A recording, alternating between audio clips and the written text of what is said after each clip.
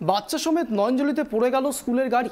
দিনহাটা বলরামপুর রোডে Saint Mary নামের একটি বেসরকারি স্কুলের গাড়ি স্কুল ছুটির পর বাচ্চাদের নিয়ে বাড়ি ফেরার সময় দিনহাটা নতুন হিমঘর সংলগ্ন গড়ের মাথা এলাকায় নিয়ন্ত্রণ হারিয়ে রাস্তার পাশে পুকুরে পড়ে যায়। জানা গিয়েছে গাড়িতে 9 জন বাচ্চা ছিল, তবে ইতিমধ্যে 8 জন বাচ্চাকে পরিবারের হাতে তুলে দিয়েছে পুলিশ প্রশাসন এবং একটি বাচ্চা বর্তমানে দিনহাটা মহকুমা হাসপাতালে চিকিৎসাধীন। আপনারা দেখতে পাচ্ছেন সেই চিত্র সরাসরি এক্সক্লুসিভলি ট্রাইব টিভির পর্দায়। বাচ্চা সমেত নয়নজলিতে পড়ে গেল স্কুলের গাড়ি, নিয়ন্ত্রণ হারিয়ে পড়ে যায় একেবারে বাচ্চা সমেত নয়নজলিতে পড়ে যায় এই স্কুলের গাড়ি। একেবারে 9 জন বাচ্চা গাড়িতে ছিলেন এবং তবে ইতিমধ্যে 8 জন বাচ্চাকে পরিবারের হাতে তুলে দিয়েছে পুলিশ প্রশাসন এবং একটি বাচ্চা বর্তমানে দিনহাটা মহকুমা হাসপাতালে ভর্তিরত। যে চিত্র আপনাদেরকে দেখাচ্ছি সরাসরি সেই গ্রাউন্ড জিরো তথ্য আপনাদেরকে দেখাচ্ছি, সেই চিত্র যেখান থেকে তোলা হচ্ছে ট্রেনে করে সরাসরি সেই স্কুল ভ্যানকে, যা নয়নজলিতে পড়ে যায়।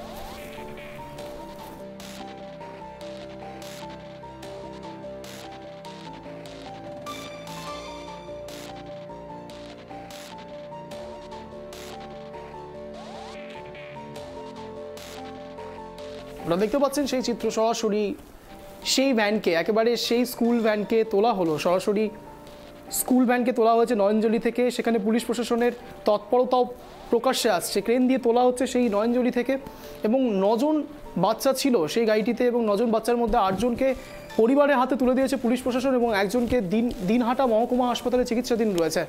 বাচ্চা সমেত নয়নজলিতে পড়ে যায় সেই স্কুল গাড়ি নিয়ন্ত্রণ হারিয়ে এবং সেই চিত্রই আপনাদেরকে সরাসরি দেখাচ্ছি। একেবারে চাঞ্চল্যকর পরিস্থিতির সৃষ্টি হয়েছে দিনহাটাতে, সেই চিত্র আপনাদেরকে দেখাচ্ছি সরাসরি ট্রাইব টিভি এক্সক্লুসিভলি।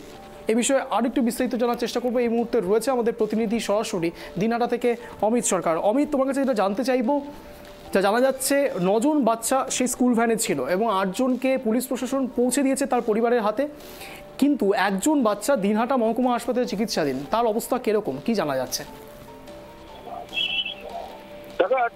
তোমাকে জানিয়ে রাখি যে ইতিমধ্যে কিন্তু যে দিনহাটা সেন্ট মেরি যে স্কুল রয়েছে সেই স্কুলের যে বাস, সেই বাসে কিন্তু স্কুল ছুটি হওয়ার পরে কিন্তু সেই বাসে করে বাচ্চাদের কিন্তু বাড়ি পৌঁছানোর ব্যবস্থা করছিল। সেই সময় কিন্তু যে বলরামপুর রোড রয়েছে সেখানটায় কিন্তু গাড়িটি নিয়ন্ত্রণ হারিয়ে নয়নজলিতে পড়ে যায়।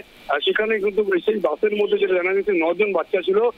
সেই ঘটনায় দেখে নিয়ে কিন্তু এলাকাবাসীরা কিন্তু সেখানে তড়িঘড়ি ধরে আসেন এবং উদ্ধার কাজে লেগে যান। তার পরবর্তীতে কিন্তু দিনহাটা থানাকে ফোন করা হয়।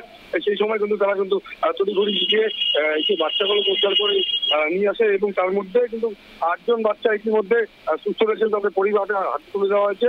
ইতিমধ্যে একজনের গুরুতর আহত অবস্থা রয়েছেন, সেই দিনহাটা মহকুমা হাসপাতালে কিন্তু ইতিমধ্যে চিকিৎসাধীন রয়েছে। এই পুরো ঘটনায় কিন্তু এলাকায় কিন্তু একটা বড় চাঞ্চল্য সৃষ্টি হয়ে পড়েছে। কি কারণে এই বাসটি কিভাবে কি নিয়ন্ত্রণ হারিয়ে বা কি কারণে এই গাড়িটি নয়নজলিতে পড়ে গেল, পুরো ঘটনা কিন্তু তখন ইতিমধ্যে দিনহাটা থানা পুলিশ করছে বলে জানা যাচ্ছে। স্কুল ভ্যানের চালক কিরকম রয়েছে কিছু জানা যাচ্ছে? দেখো, চালকের বিষয়ে কিন্তু এখনো সেরকম ভাবে কিছু জানা যায়নি, কিন্তু পুরো বিষয়টাই কিন্তু ইতিমধ্যে তদন্ত সাপেক্ষ রয়েছে যে কি কারণে এই ঘটনা ঘটলো বা তার পাশাপাশি অন্য কোনো ষড়যন্ত্র বা কোনো কিছু রয়েছে কিনা, পুরো ঘটনায় কিন্তু ইতিমধ্যে তদন্ত সাপেক্ষ রয়েছে বলে জানা যাচ্ছে। ধন্যবাদ অমিত তোমাকে।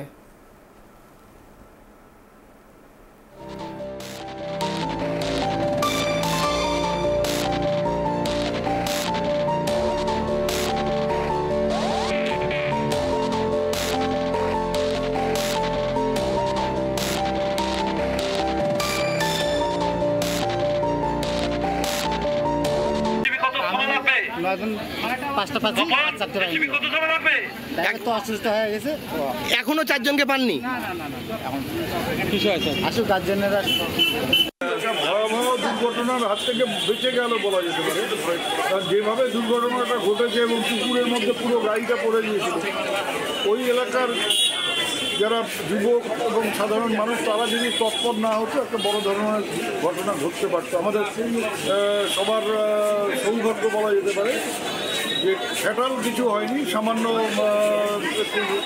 লেগেছে একটা ছাত্রীর এবং যে গাড়ি চালাচ্ছিল তার চোখের কোনায় লেগেছে। ওদের দুজনকে হয়তো আজকে অবজারভেশনের জন্য যা ডাক্তারবাবুদের সাথে কথা বলে মনে হলো যে 24 ঘন্টা অবজারভেশনের জন্য রাখবে, বাকিদের ছেড়ে